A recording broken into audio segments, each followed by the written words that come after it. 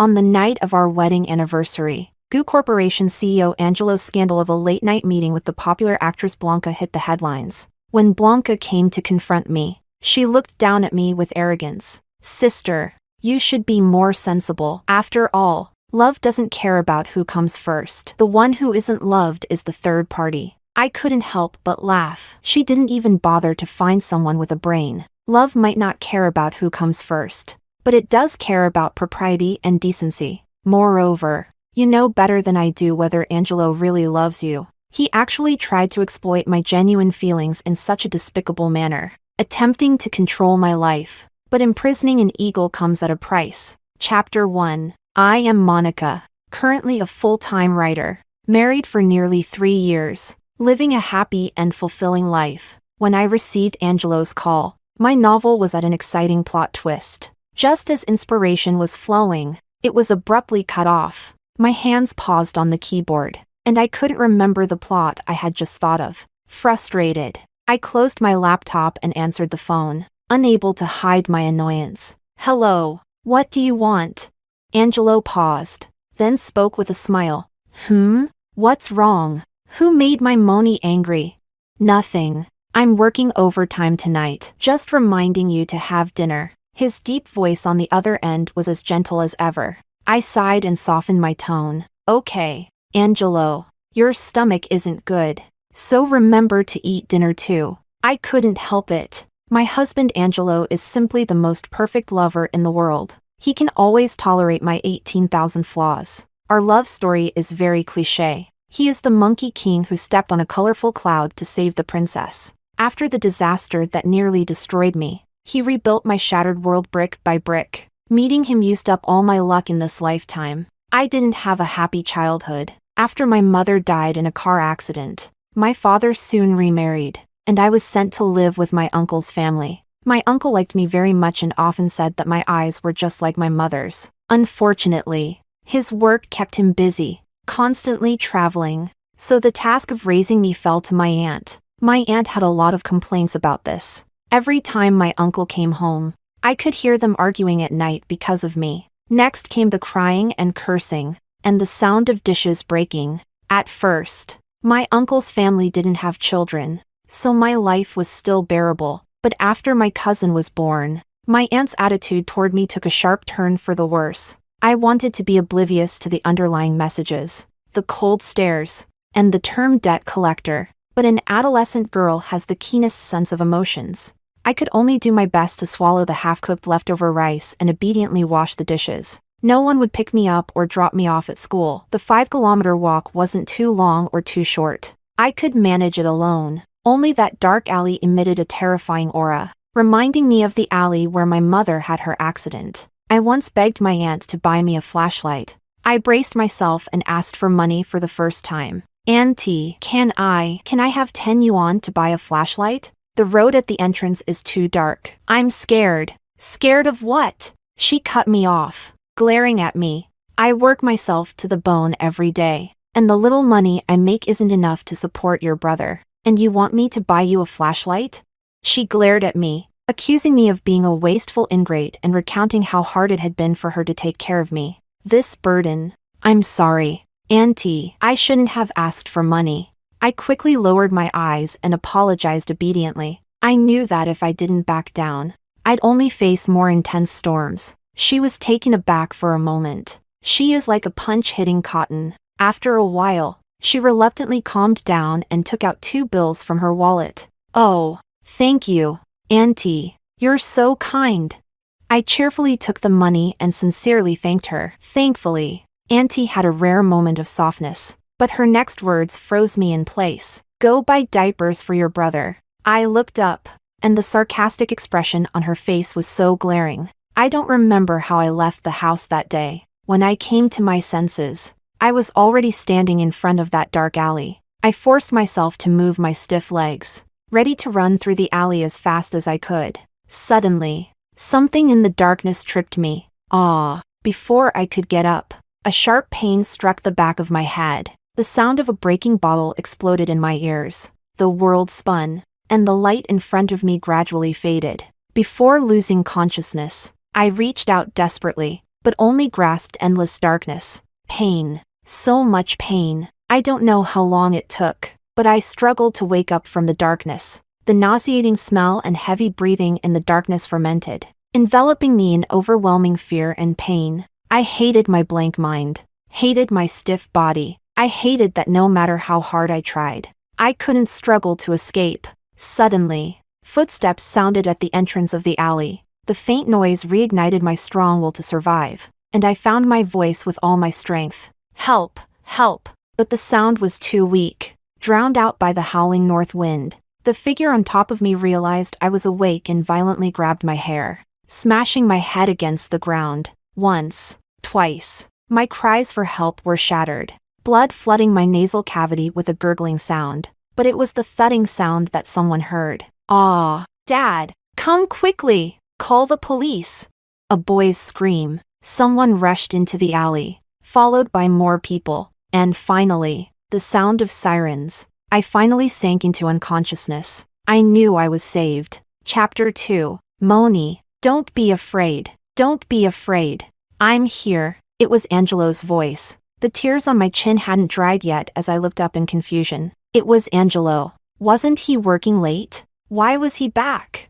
His coat was still on, carrying the scent of the cold winter wind. Sweat glistened on his forehead, and his expression was anxious. I came to my senses and hugged him tightly. On the screen, the novel was still at that part. The overturned chair, the shattered teacup, the room in disarray. And there I was, curled up in the corner, my phone still lit, with the call duration showing over an hour. I knew it was another flashback. Once again, I had relived the painful memories of the past in a chaotic trance. I heard something break on your end while we were on the phone. You didn't respond when I called out to you, so I rushed back. He gently patted my back. I didn't reply, just held him tighter. Having you here is so good. 13 years ago, the little boy who called for help at the alley was Angelo. People saved me from the assailant and took me to the hospital. Although my life wasn't in danger, I developed severe PTSD.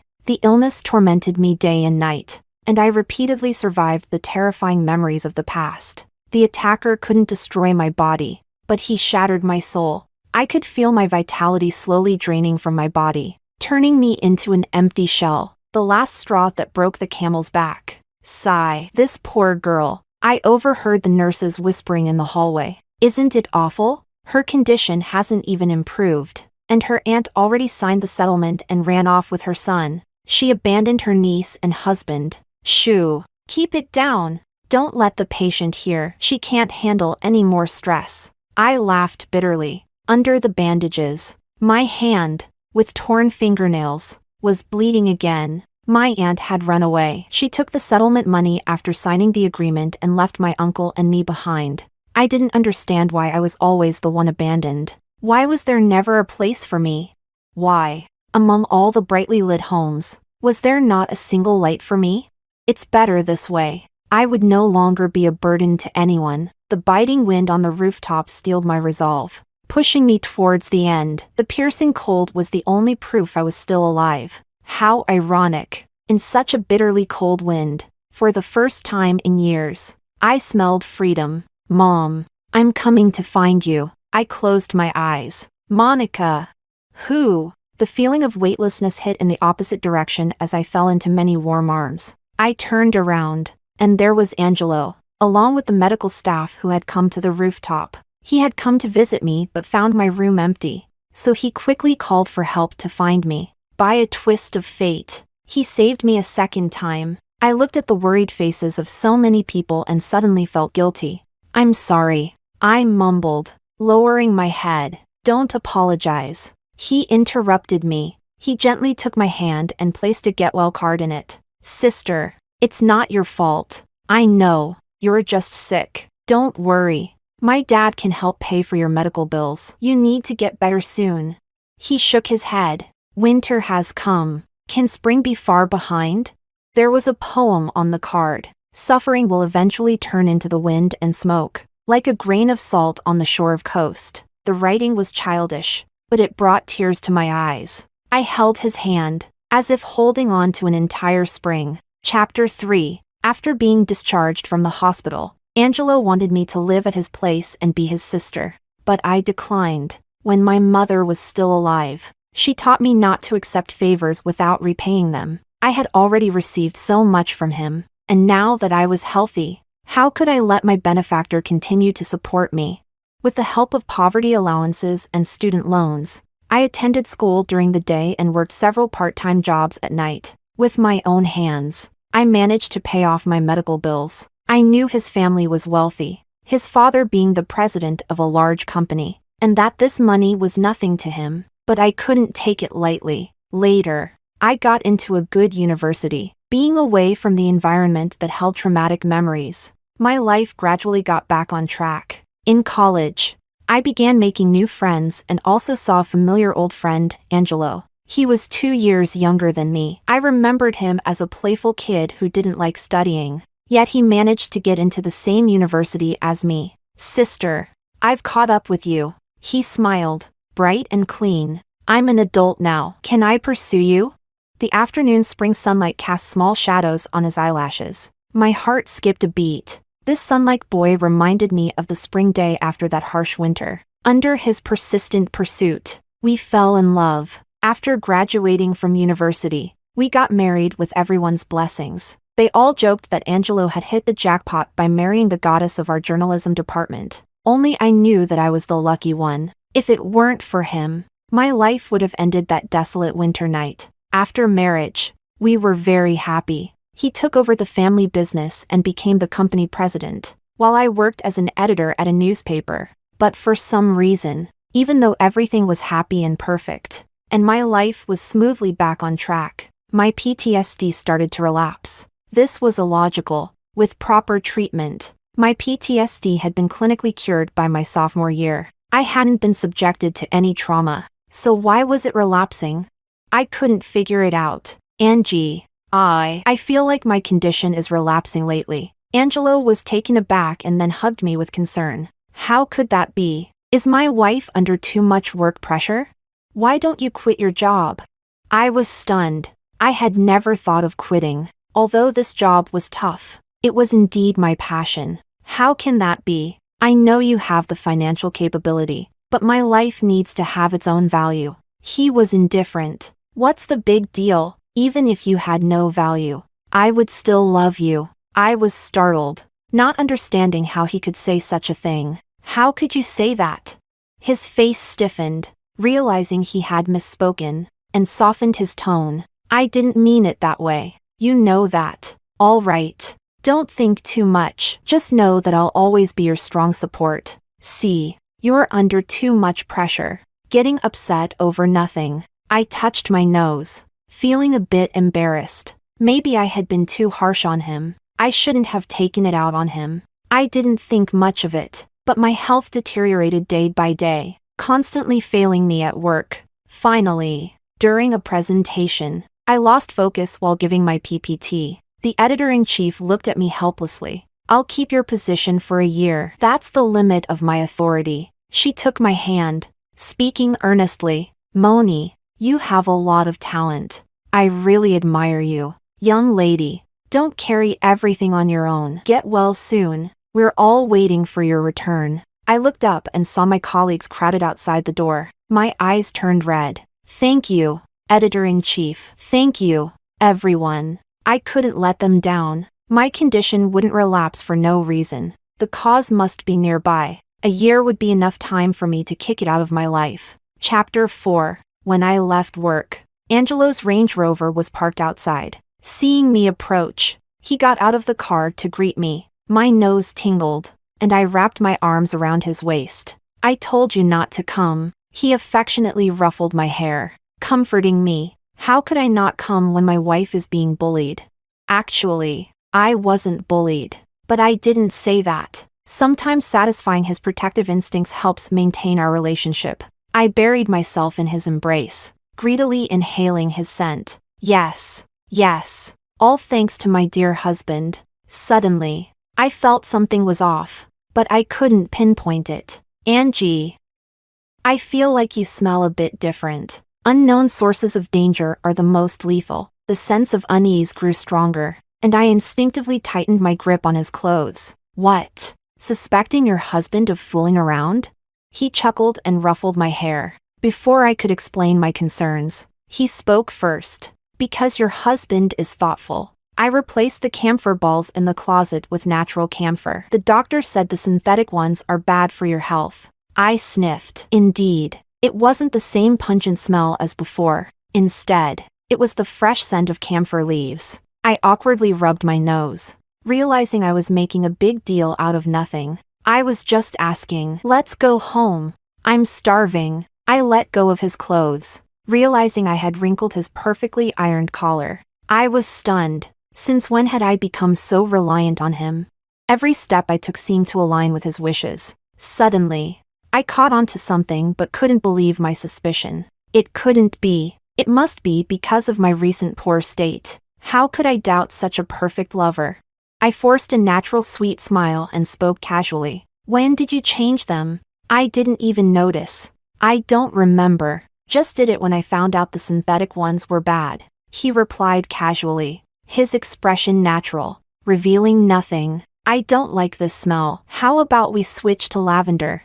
I persisted. Sure, anything for you. His indulgent smile was still perfect, without a single crack, but my heart sank to the bottom, blinking 18 times per minute, a rising tone, and excluding himself from his words. All signs of lying. I hoped it was all a coincidence, because the alley where I was assaulted was lined with camphor trees. Chapter 5. After the camphor scent on my clothes faded, my sleep quality significantly improved. My symptoms didn't relapse again. Since then, I observed Angelo for a long time, but he was still the perfect lover. Maybe I was being overly suspicious. Feeling energetic again, I couldn't sit idle and picked up my writing hobby. Originally, I intended it just as a pastime during my break, but I actually achieved some success. After receiving several substantial payments for my articles, directors started contacting me, hoping to adapt my work into films. I was thrilled. Although Angelo kept advising me to rest properly and not overwork myself, I agreed, but still wrote many works and produced several web dramas, gaining a bit of fame. Finally, a renowned director approached me to buy my work. I was ecstatic and pulled several all-nighters. Finally, on an early misty morning, I clicked send email with trembling hands. Relieved, I lay down and sighed deeply, turning to hug Angelo, who was still asleep. Honey, see, I'm amazing too. In his sleep, Angelo mumbled something, feeling my hand at his waist, and turned over to hug me back. I felt a bit guilty. I had been busy writing, neglecting him. Despite his busy work, he still took great care of my daily needs. He treated me with utmost care, and I had previously suspected him. Enough. I had finished my work. It was time to spend more time with him. But something unexpected happened. The email sank like a stone. When I went to the production team, Director Wong's face darkened upon seeing me. I felt a pang of anxiety. He found a quiet place, opened a file, and placed it before me. Moni, judging by your writing style, I believe you are an honest person. I believe you wouldn't commit plagiarism, but I need an explanation. My manuscript had been stolen. Opening the file and reading a few pages, I was shocked. The plot, the story setting, were identical to my manuscript. Even the polished writing was better than my rushed work. Returning home, I went straight to my computer to check the email, confirming if I had mistakenly sent it to a third party. But the sent box was empty. I hadn't set it to save sent emails. I collapsed onto the bed in despair. At this point, I could only work a few more days. Chapter 6. My illness relapsed again. This time, it was probably due to the immense mental stress. That manuscript was already a piece into which I had poured my heart and soul. Now, with the setting and plot all needing major revisions, and with time so tight, I didn't even have time to eat. I wanted to hide it from Angelo. He has always disapproved of my overworking habits. If he knew my old illness had returned, he would be heartbroken, but he found out anyway. I had a sudden attack while talking to him on the phone, causing me to break a teacup. He dropped everything at work and rushed home. I already felt guilty. and now I felt even more ashamed. But, as always, he had no complaints. I watched his reassuring back. The broken pieces of the cup were already cleaned up, and he was wiping the tea off my computer keyboard. After drying the water, he turned on the computer to check if it was damaged. Good thing we chose a waterproof one. With how clumsy you are, we'd be buying a new one today. I laughed foolishly, echoing his words. Suddenly, as if guided by some impulse, I said, "Honey, can you check if my novel is saved? If it isn't, I'll be in big trouble." "Sure, let me see." He unlocked the computer swiftly, found the precise folder, and opened the file. Yes, it was saved automatically. All the blood in my body froze in an instant. I couldn't keep deceiving myself. I forced a smile, trying to keep my expression natural, and answered in the calmest tone possible. "That's good, thanks. Honey, never thought it would really be you." Chapter 7. I shamelessly went back to the production team. Director Wong had an understanding look on his face, as if he already knew the purpose of my visit. He didn't say much and led me away from the crowd. "I'm really sorry. The manuscript hasn't been revised yet. And here I am again. Do you know where this manuscript came from?" Before I could finish, Director Wong had already brought up the page. It was an email address for an open call for scripts, and the file was an anonymous submission. We can't contact the anonymous submitter, but in this situation, we can't use your manuscript either. You should think about if you've offended anyone. I stayed at home all day. Who could I have offended?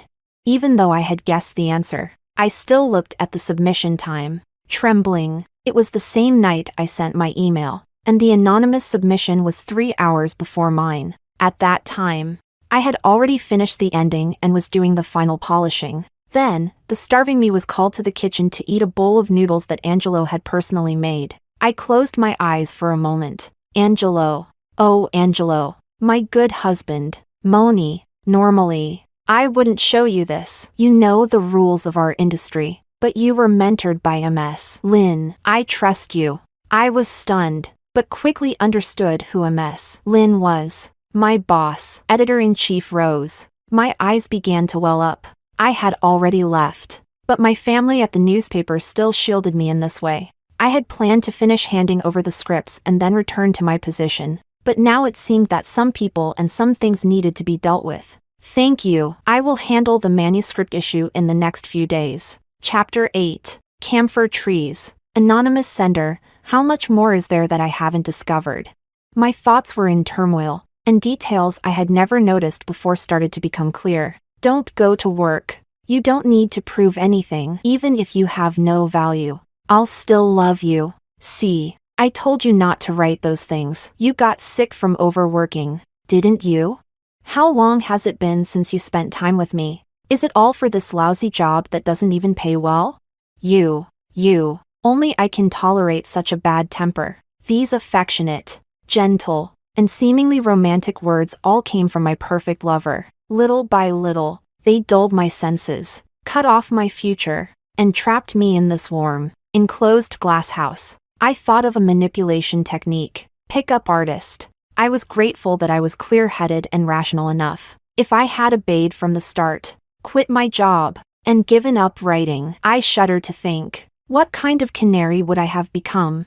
Cold sweat broke out all over me. He was willing to reopen my wounds, break my wings with his own hands, all for his selfish desires, all while wearing that gentle and caring perfect mask, glossing over a love dripping with blood. Perhaps I never really knew the real Angelo. A dull ache spread in my heart. My nose tingled, but I forced it down. When did it start?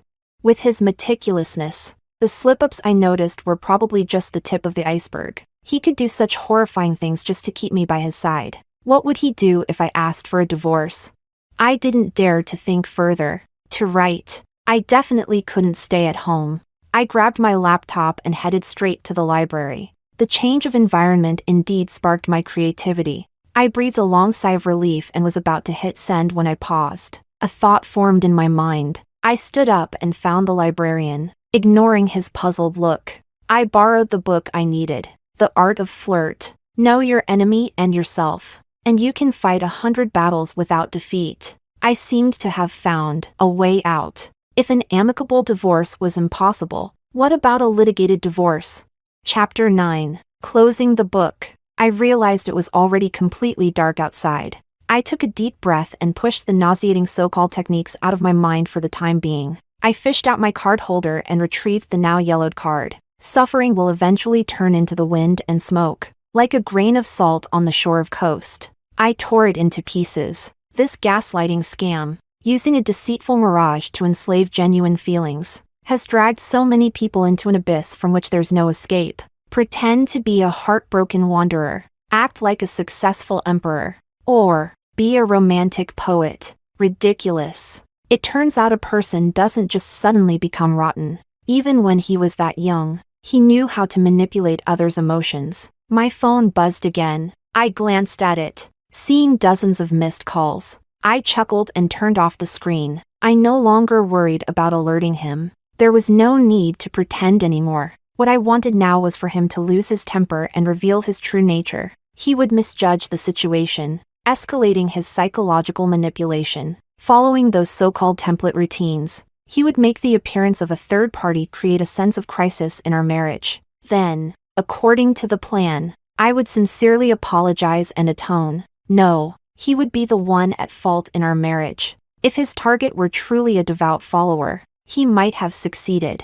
I would be crying and begging for his forgiveness, pleading for him to stay. But his plans would ultimately fail. I only loved the wrong person, but I wasn't foolish enough to be completely brainwashed. He dreamed of turning an eagle into a canary, which is like trying to draw water with a bamboo basket. I knew Goo Corporation's legal team wasn't just for show, so I had to take this gamble, to lead him into a trap. Once he was deemed the one at fault, no matter how powerful his legal team was, they wouldn't be able to bind a penniless ex-wife to their CEO. How the assets were divided didn't matter. I never coveted a single penny from Goo Corporation. Everything I had was earned by my own hands. 3 years was a long time, but it wasn't my whole life. Freedom is my bottom line. Even if money is spent in a flash, it can still be earned again. Chapter 10. When I returned home, Angelo was still awake, turning on the light. I was startled to see him sitting in the living room. "What are you doing? You scared me." He looked up, dark circles under his eyes, hair disheveled. It seemed he hadn't slept well while I was away. "Where have you been? Not answering your phone. Not coming home." Still that same affectionate look, that worried tone. But this time, I didn't miss the trace of ruthlessness in his eyes. How laughable. If love can be faked, how much of this concern is real?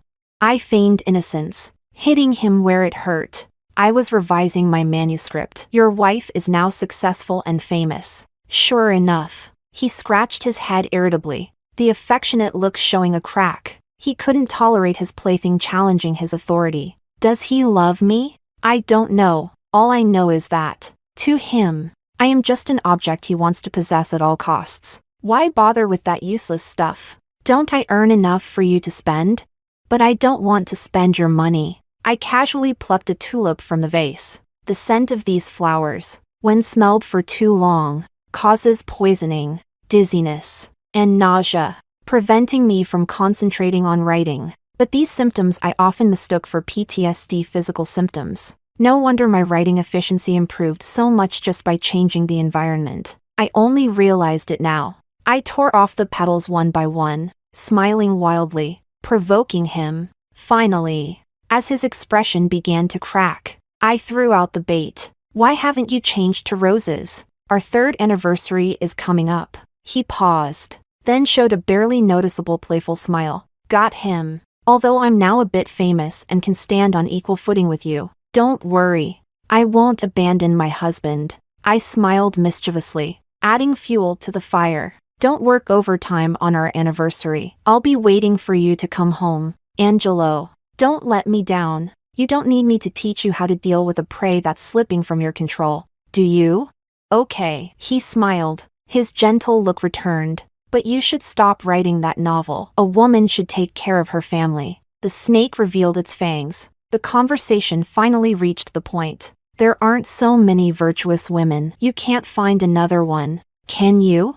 He looked at me, and I pretended to be smug. After a long while, I feigned compliance. Don't really find another one. I can't live without you, my dear husband. Not until he showed a satisfied smile did I slap my laptop onto the table. Make me a bowl of noodles. I have just a bit left to write. The more chips on the table, the better. As usual, I ate the noodles and returned to the computer. Angelo had already gone to bed. My heart was pounding as I trembled and brought up the hidden page. Saving the meeting video. I looked at the video of the meeting host, silently asking a question. He blinked in response, answering my inquiry. I exhaled deeply, feeling relieved. It worked. Earlier, I had printed a copy of my draft and sent it by postal service to Editor-in-Chief Lynn. I called her, asking her to keep it sealed. She immediately understood my situation. During this video meeting, we synchronized the screen recording of his operations on my computer and his face.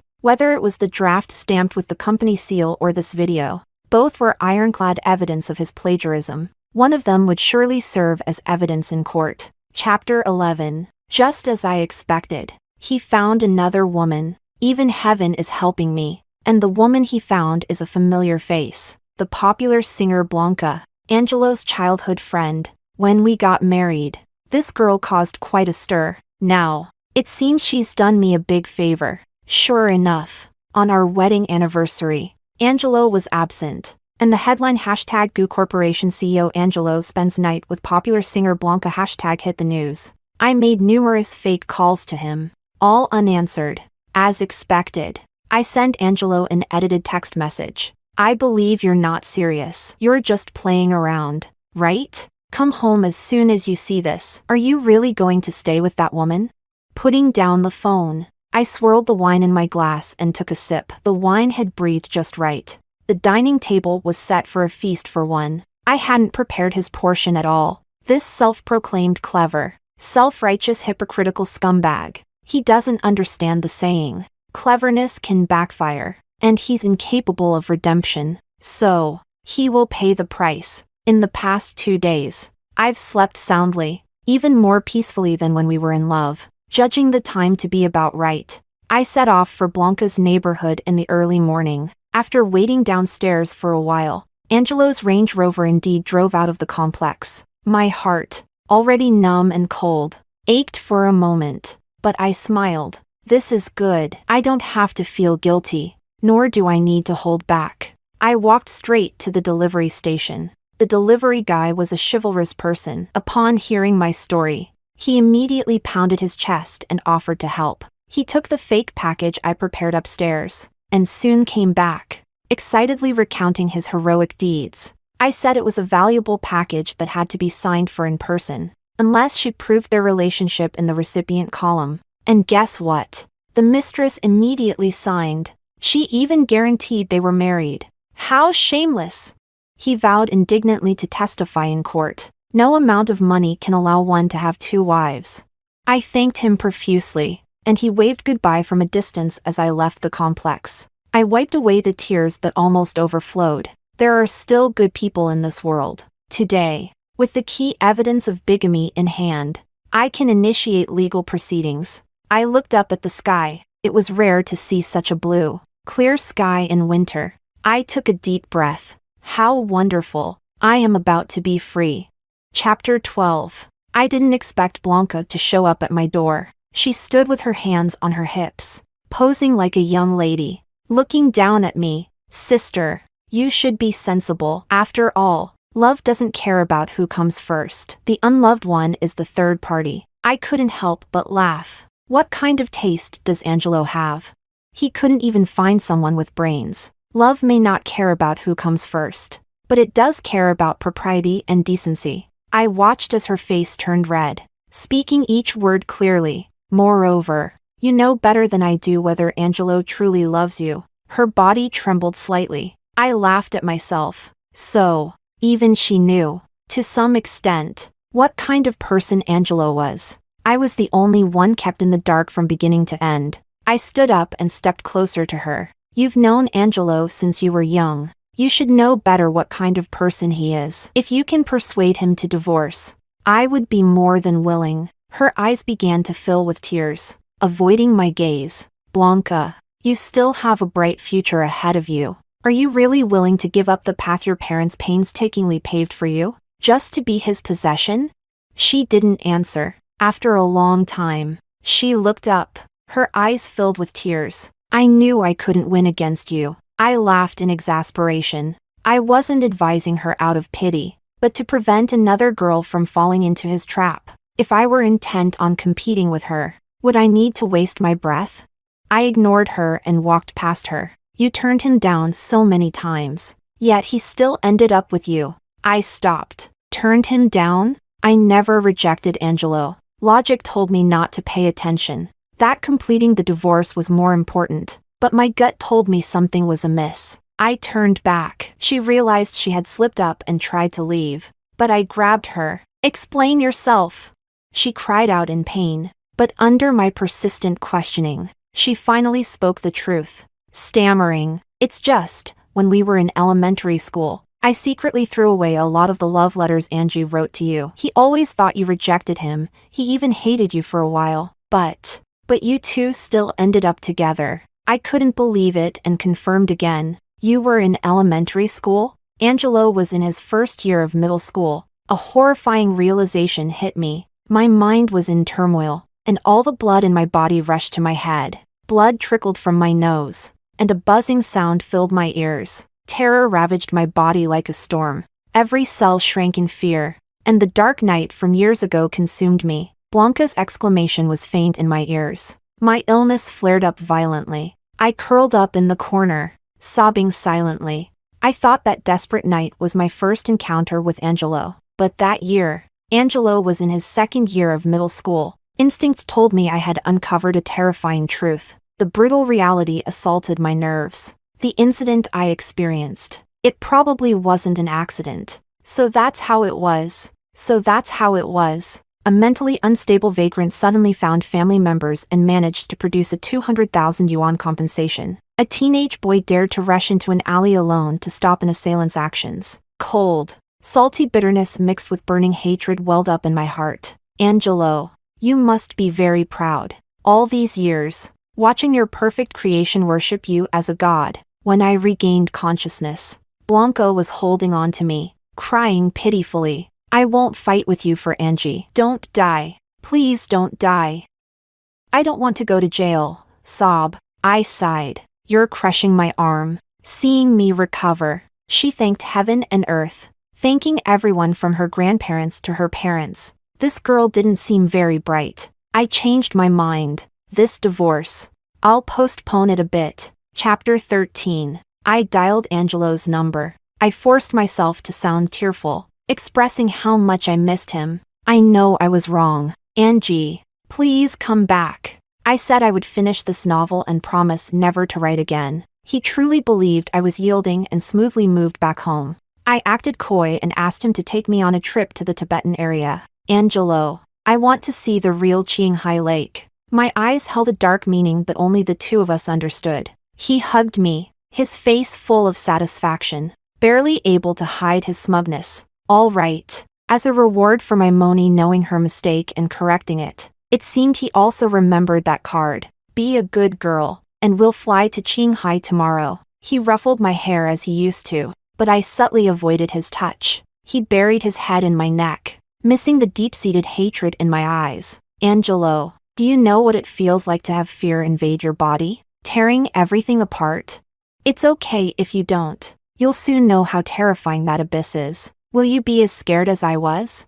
I smiled cruelly. Those who wrong me will be pierced by 1,000 arrows. Chapter 14. The sky in the Tibetan region is indeed bluer. Clear streams meander at our feet. Blue poppies with slender stems swayed in the high-altitude wind, their scattered blue blooms lining the stream at an elevation of 5,000 meters. I picked one and tucked it into my hair. My cheeks were flushed from the altitude sickness, making me look like the shy girl from years ago. He seemed a bit dazed, walking closer to me and stroking my cheek. What flower is this?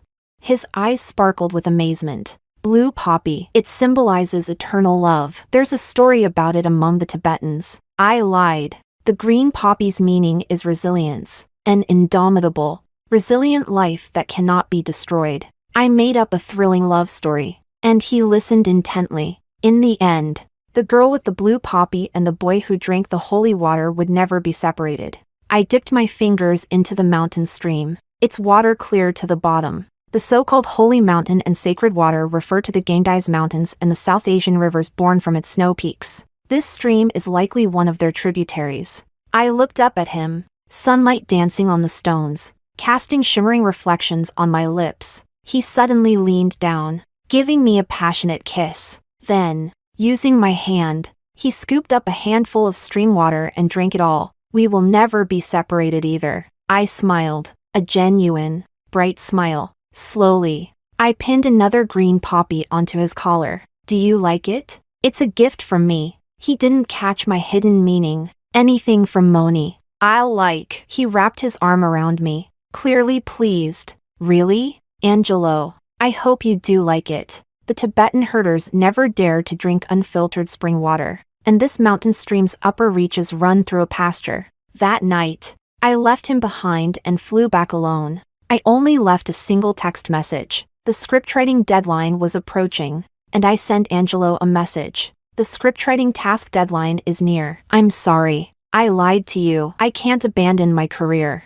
I could already imagine Angelo's frantic anger when he woke up. I laughed so hard my stomach hurt. It was time to close the net. As expected, Director Wang received a submission. It was the manuscript he had stolen. I got word that he had bribed many media outlets. Tomorrow's trending topics would definitely include me. Hashtag rising star author Monica accused of plagiarism. Once this news broke, I would never be able to stir up any waves again. I would have to beg for his forgiveness and obediently become his plaything. But he forgot one thing. Whose domain is the news industry? I made a call. The net is closed. Almost overnight. At a glance, 4 or 5 of the top 10 trending topics were about Angelo. Hashtag Goo Corporation CEO plagiarizes wife's work. Hashtag Goo Corporation president arrested for bigamy. Hashtag Goo Corporation president Angelo faced with wife murder plot charges. Hashtag Goo Corporation heir faced with over 20-year sentence. I put down my phone. It's not over yet. Angelo, what you owe me is far more than this. How does it feel to have your soul and body shattered together? I watched the video of Angelo being interviewed. I had never seen him look so disheveled. Watching his swollen face and violent coughing, I laughed with satisfaction. Echinococcus, also known as hydatid disease or worm cancer. The chances of infection are very high if one drinks raw water in the pasture areas. With proper treatment, most echinococcus cases are not fatal, but for the coming decades, he will have to endure its torment until he is completely destroyed. This is good. Sorry means nothing. You have to experience all the pain I have endured for it to count as an apology. The interview was playing the part where he, with bloodshot eyes, begged the media for one more meeting with me. I turned off the screen. It's better this way. To put a full stop to the years of love and hatred. Chapter 15. I donned the brightest outfit I've worn in years, painting my lips with the boldest, most striking red. Angelo, now in prison garb, had lost all his dignified elegance, looking disheveled and forlorn.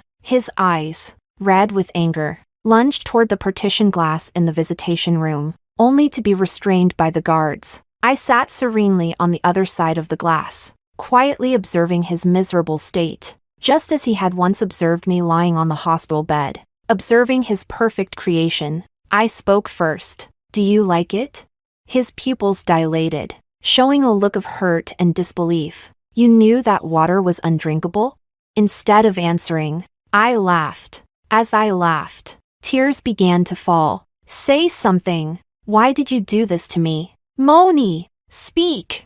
He stood up, pounding on the glass, only to be pulled back by the guards. What did I do wrong? How dare you do this to me? Don't you know that with a snap of my fingers, Goo Corporation's legal team can? I know everything. My clasped hands turned white at the knuckles as I fought the urge to scream, gently interrupting him word by word. 200,000. Quite a sum, isn't it? He froze. I think he knew what I was referring to. Moni, it's not what you think. It's not. He seemed to lose all strength, slowly collapsing to his knees in front of the glass. with a glimmer of hope mixed with despair, his voice hoarse as he pleaded. I was wrong. I was too young then. I was out of my mind. He looked like a child who had made a mistake, crying and begging for forgiveness while I remained expressionless. Please, forgive me. I'll atone. I'll stay here and never leave. Just don't abandon me. I just love you too much. His voice broke, tears streaming down, incoherent. I could see he was truly panicking. Perhaps he really did love me, but his love was possessive, controlling, a love that would destroy the mind and body of his beloved just to keep her close. Such twisted love, I cannot accept. I laughed bitterly in anger. This is what you call love? Hurting me, destroying me, controlling me? I couldn't hold back any longer. Trembling with rage and tears, I shouted hoarsely, I am a person, a living, breathing person, not an object, not your canary. He opened his mouth, emitting a sound like a wounded animal's whimper, but he could no longer argue with me. I don't know if a twisted person can recognize their own distorted emotions, but he at least understood that he would never be forgiven. I stood up lightly, no longer sparing him a glance. He destroyed my body, and I have repaid him 100-fold. The love he deceitfully gained has turned into a blade piercing his heart. It's time to end this. Angelo. I turned my back to him and spoke softly. He looked up, his face ashen, pleading eyes fixed on me. I know GU Corporation doesn't lack top-notch lawyers and doctors. These charges and illnesses might not hold you down. So when you get out, I paused, seeing a glimmer of hope light up in his eyes. If you get out, I hope you'll cooperate with the divorce. If you don't, then atone for your sins behind bars. I watched as that glimmer of hope slowly extinguished. We're even. Chapter 16. The enthusiasm from everyone at the newspaper made me feel a bit awkward. My desk was still vacant. The computer screen left exactly as it was when I left. Welcome back. Editor-in-Chief Lynn smiled and extended her hand to me. My eyes instantly welled up. The familiar, warm atmosphere embraced me. I knew then that I didn't want a warm cage. This is the sky that belongs to an eagle. The movie Green Poppy, a collaboration with director Wong, was soon released. The online response was very positive. It's like an epic of the resilient women in the mountains. The green poppy symbolizes resilient life. Just like the heroine, Little Green Poppy. President GU should see this movie and see what kind of work he almost destroyed. But Angelo wouldn't see it. On a sunny afternoon, like any other day, I received a call from the community office. I was stunned for a moment. Dropping my phone, I stood there in shock until I heard the voice on the other end say, "Our condolences." Angelo was gone. A hydatid cyst had ruptured, leading to severe anaphylactic shock and peritonitis. By the time he was taken to the hospital, it was already too late. They said he had violently struck his own abdomen, causing the cyst to rupture. The call was because, in his will, I was named the sole heir to his entire estate. In my daze, I touched my face, feeling the wet, cold tears. An indescribable emotion flooded my chest. After all, a proud and arrogant person like him wouldn't allow himself to decline, living without dignity. This was his choice. In the end, I laughed. I let go of over 10 years of accumulated love and hate. For me, for him, and for my new life. Head held high, I took a deep breath and looked out the window. Spring had arrived. Angelo, rest in peace. With everything settled, I gathered my courage and retrieved a number from my contacts. I heard that after the incident years ago, my uncle and aunt had divorced. My aunt remarried with a significant compensation but reportedly didn't live well in her new family. Her new husband was abusive, breaking her leg so badly she didn't dare go to the hospital, leaving her with a permanent limp. My uncle, feeling ashamed to face me, moved away. He only sent me money during the holidays, but I could never reach him. I knew he was still blaming himself, but I didn't blame him. I sent a text message to that number. I'm divorced. As expected, the number that had been silent for over a decade called back immediately. Moni, that bastard bullied you? Don't be afraid. Come back to Uncle's house. The familiar dialect brought tears to my eyes. Don't cry. Oh my. Over the years, Whether I graduated from college, got married, or published a new work, he never answered my calls or replied to my messages. But upon hearing that my marriage had broken down and I was homeless, he didn't hesitate to accept me, ready to protect me with his now less sturdy back. No, actually, I wiped my tears. I didn't get divorced. I'm widowed. There was silence on the other end. I teased him. Can you still take me in? Yes, yes. You can stay or run away. Whatever you need. I laughed. You see, true family loves you unconditionally. Lies and harm are not love. Love is love. Love is just love.